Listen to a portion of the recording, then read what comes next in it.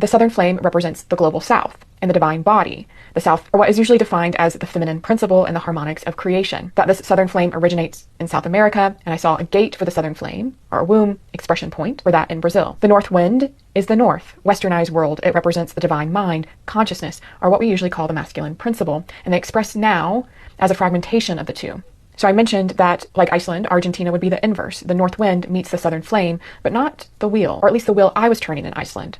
And that is because Argentina is not the gate of the wheel, but it is the bridge to the spiral. So we often think of Iceland as the land of fire and ice. Well, so is the southern tail of Argentina. It has interesting landscapes, volcanic geology, land of fire, glacier national park, ice, and its proximity to the Antarctic, like Iceland's proximity to the Arctic. So Argentina can gestate and birth, which it also has a phonetic resonance with. It's the perfect place to end and begin. So Argentina mirrors Iceland. It isn't the full story to Antarctica, not to be the crown node. Antarctica is where a lot of memory is stored, sometimes confused for consciousness. But it is also where a lot of consciousness is received and stored, but not the gate it first enters, but the place it returns to be woven whole. Antarctica, and the tail of Argentina, is the well. Norse mythology is at the root of the world tree. It is the third spring, or the third well of the world tree. It is the bubbling cauldron of fire and ice, where all waters arise. To the world tree, the Antarctic is the womb waters, the water of return, the base of the body. Now, some of my evidence for this lies in the currents. The Antarctic current is the only current that touches all ocean basins. The current that influences all waters. The influences our cycles, our climates, and perception of time on the Earth. So Arctic encodes the arc of the heavens, and Antarctic encodes the inverted arc returning as pulse. And together they form the mirror coil of the Ouroboros.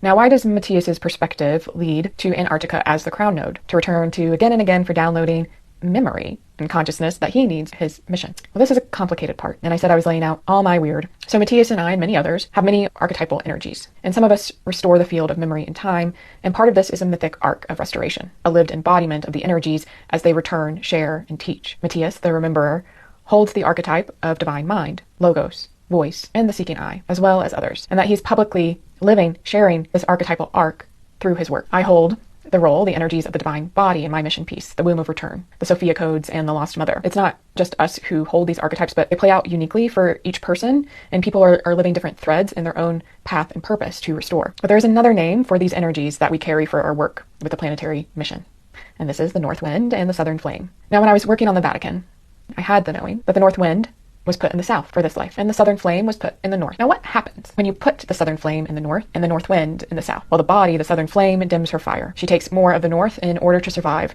more of the inflated mind, and she spends her years returning to the southern flame and burning away the distortions of the north. And the north wind in the south, well, he always tries to return to the north, for that is the direction his wind blows, but being anchored in Argentina, his compass will always lead him astray. It will always point him back south, and he begins to believe he is the southern flame because that is what he needed, be immersed in the womb waters, never realizing that it isn't fully his.